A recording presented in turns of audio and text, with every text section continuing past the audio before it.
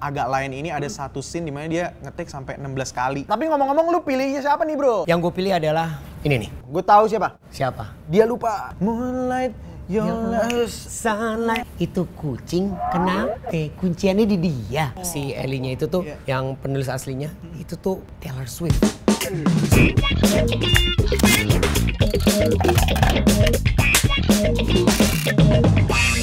What's up gengs? Boom boom boom boom boom boom boom. Welcome to Film Log. Dimana Film Log ini sebenarnya adalah ngebahas tentang film-film yang bakalan tayang di bioskop ataupun di OTT. Oke, pokoknya film-film baru bakal kita bahas mau dari dalam negeri maupun film mancanegara. You name it. Dan perkenalkan, mungkin semua juga udah tahu, tapi anak-anak Gen Z kayaknya udah pada nggak tahu gue siapa ya. Perkenalkan, gue Calvin Jeremy. Salah. Oke, gue Tara Budiman. Orang yang sering sekali berseliweran di seri-series layar tancap dekat rumah kalian. Yes, dan juga kenalan juga Gen Z dan millennials yang sosok muda yang sosok nggak tahu Calvin Jeremy. Nama gue Calvin Jeremy. Yap. Penyanyi yang suka dapat callingan juga main film ya tergantung invoice lah ya. Iya, tergantung transferan berarti. By the way, ini adalah hal yang jarang terjadi. Kita udah pernah ngobrol kan kayak gimana sih kita mau bikin sesuatu yang baru nih buat berdua nih. Serunya apa ya? Iya. Akhirnya baru kejadian ya. Yes, kejadian. Udah gue bikin podcast, nggak kejadian. Ngundang lo di acara musik gue belum kejadian. Tapi ngomong-ngomong soal podcast. Ini ada yang lebih gokil lagi nih. Ini adalah podcast pertama menurut gue yang dijadikan film. Kayaknya gue Memang agak lain nih. Agak lain. 1 Februari 2024. Kombinasi dari komedi sama horor. Dan juga ada dramanya juga. Yes. Beneran ini beb rumah hantunya? Benar ini, Dan. Aku ada usul, agak lain memang. Karena kan kalau kita ngomong masalah drakom tuh sebenarnya kadang-kadang erat sama tema percintaan doang. Nah ini nih ngobrolin masalah dari podcastnya sendiri. Pertemanannya itu gimana caranya mereka mencari solusi ya supaya nggak ketahuan kalau mereka itu yang menyebabkan si bapaknya meninggal. Sebenarnya bapaknya meninggal juga gara-gara jantungan. Cek jantungnya, Pur. Tapi mungkin karena si pasar malamnya itu yang mereka juga nih yang bikin. Tapi yang bikin gue penasaran juga ya. Kenapa? Ini kan 4 orang istilahnya udah kalau misal di podcast tektokannya udah seru gitu ya. Kalau misalnya mereka harus memerankan ini dengan masing-masing karakter di sebuah film, ensemble-nya ini bakal kayak gimana sih? Ini pasti berhasil. Pak, sibuk nggak? Boris sama Jegel tadi ketemu juga di Ngeri-Ngeri Sedap ngedapetin banyak piala. Iya. Kalau Bene Dia ngedirect juga kan waktu Yes. di Ngeri-Ngeri Sedap. betul sekali. Tinggal si Oki doang nih. Tapi ngomong-ngomong soal pemainnya juga, katanya gue baca-baca di artikel ya, terus juga ngobrol di podcast denger-denger gitu, dia pengen banget dapat peran. Di Ngeri-Ngeri Sedap dapat dia, tapi sedikit banget. Kita nggak pernah tahu kan yang namanya pemain bola dari komedian apakah ketika jadi pemain film lebih membentangkan sayapnya seperti teman-teman lainnya. Gak bisa kalau cuma modal jelek. Angin ya kan? Gue juga penasaran sama ini.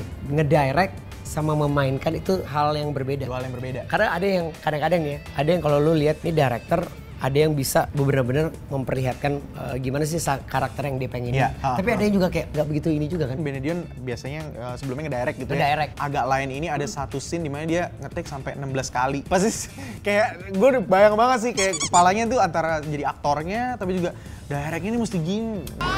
Kau kenapa? Kau nggak bunuh orang kan? Ditambah juga pemainnya tuh nggak cuman ya mereka berempat tapi ensemble yang lain yang perlu diperhatikan tuh ada Tisa Biani, Ya. ada Ari Kriting, Indah Permatasari, yes, Pras Teguh, ada Mamat Alkatiri, ada Rif Didu, terus ada Buki Mansur juga. yes. Tapi yang menjadi menarik juga adalah karena film ini digarap sama production house yang mungkin bisa bilang ya salah satu pemain baru. Ini seru nih. Nah. Karena waktu pas lagi gue ketemu sama Ko Ernest waktu pas di Bali, gue tanya, Ko, lu gak mau bikin PH? Jawabannya adalah, belum. Cek toko sebelah itu kan booming. Bahkan sampai seri-serisnya juga booming. Terus juga ada spin-off-nya juga. Ternyata inilah yang terjadi. Kayaknya nggak mungkin angin lagi. Angin apa yang bisa buka kursi lipat? Mungkin aja. Angin duduk ya kan? Gokil banget menurut gue Ernest salah satu yang berhasil sebagai director, produser, terus juga founder dari Imaginary ya. Mantep. Untuk Salut, respect.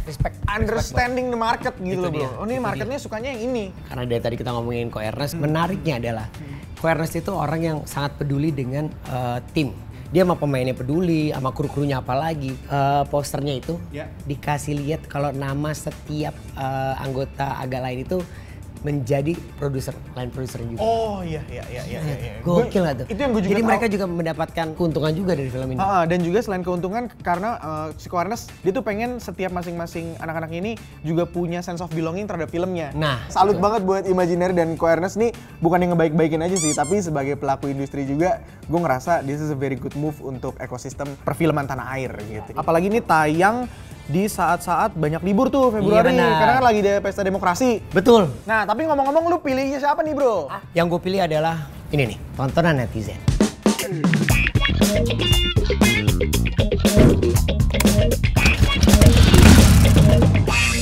Sebenarnya series yang gue rekomendasikan itu adalah Lucifer. Lucifer itu adanya di Netflix dan kenapa gue merekomendasiin buat ini lo tonton. Secara penokohannya tuh bagus, digambarkan dengan sangat detail banget tokoh Lucifernya itu dan di dalamnya juga ada drama-dramanya. Tapi dramanya tuh nggak yang berat banget, mudah bisa konsumsi dan lo nikmatin sih.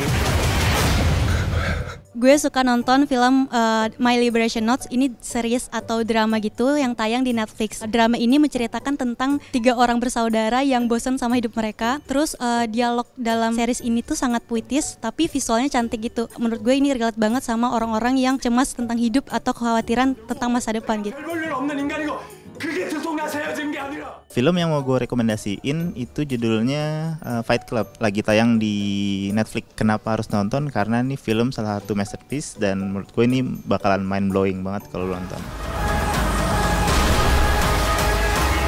Gue punya rekomendasi film nih, namanya The Last of Us. Lu bisa nonton di HBO Go. Kebetulan karena gue juga main game konsolnya yang ada di PS dan gue merasa gue pingin banget nih tahu ceritanya bedanya di mana. Ceritanya juga nggak jauh-jauh berbeda amat dan bisa dinikmati juga. Bro, What's up bro? Jadi sebenarnya lu kayak harusnya untuk film yang selanjutnya ini itu tuh relate banget sama lu. Kenapa tuh? Karena salah satu case dari film ini seorang penyanyi yang akhirnya punya kesempatan untuk main film.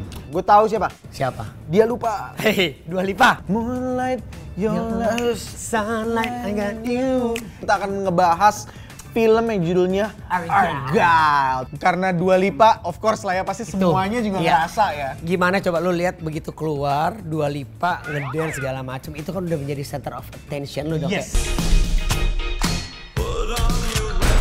Ada vibes dimana kayak bentar-bentar ini kok kayak Ini kayak Kingsman vibe. kita tahu nih kok banyak ledakan-ledakan dan warnanya kontrasnya Nah. tuh kerasa banget.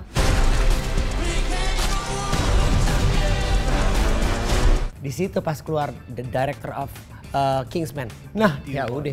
Kalau kita lihat nih Vin, dari trailernya ini kan seorang penulis tadinya dia menuliskan sebuah cerita fiksi malah jadi kenyataan si Ellie Conway itu. Tadi juga pas gue ngeliat pertama, oke ini dia pertama kan wah ternyata nulis dia. Ya kan? Sampai terus ternyata kejadian beneran.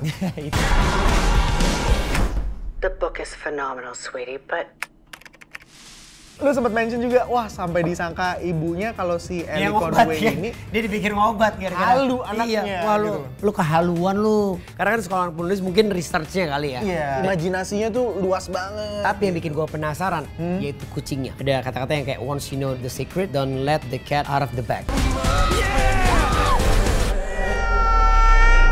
Itu kucing kenapa? Kunciannya di dia. Berarti kayak ada sesuatu di antara kucing itu tuh. Bahkan di posternya pun si kucing ini cukup diekspos sih sebenarnya. Ya nggak sih? Tagline-nya di posternya tuh the greater the spy, the bigger the lie.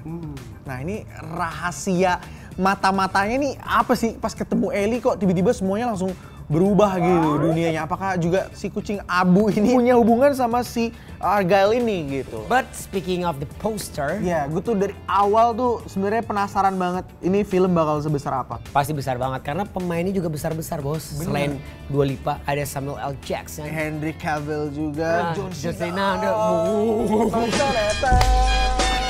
dia kan ada Mr. Let Him Cook. Dan gak cuma itu aja, ternyata dia tuh punya formula yang ngebuat nanti penonton ini nih akhirnya tetap stay di situ. Karena Argyle itu nggak akan stop sampai sini aja. Akan ada Argyle Universe. Dan gak cuma itu aja, ini tuh lagi rame banget di Twitter. Karena membahas si Ellie-nya itu tuh, yang penulis aslinya, itu tuh tidak menampakkan dirinya sampai sekarang. Dan bahkan ada beberapa yang bilang, jangan-jangan ini tuh adalah ciptaannya Taylor Swift. Terus juga, kenapa si kucing ini tuh di-highlights banget ibaratnya. Karena kucingnya Taylor Swift tuh, net worth-nya mungkin lebih kaya dari kita semua. Yang bener loh. Iya bro. Yang bener. Dan kalau misalnya kita bahas ini teori-teorinya kayaknya nggak bakal habis. Jadi langsung aja nonton ke bioskop. 2 Februari Argel udah bisa ditonton di seluruh bioskop. Atau kalau misalnya mau maraton juga bisa ya, satu hari ya. Tanggal 2-nya lu gue recap aja deh. Yoi gitu. dong. Ya, tapi ngomong-ngomong soal nonton, buat kalian yang lagi nonton video ini, jangan lupa juga untuk komen di bawah. Kalau misalnya mau bahas film ini dong bang, atau misalnya bahas tentang actingnya, directingnya atau apa, boleh tulis di bawah. Ya udah kalau gitu, gue Tara Budiman. Gue Calvin Jeremy. Kita ketemu lagi di episode Film Log berikutnya. Bye. Bye-bye.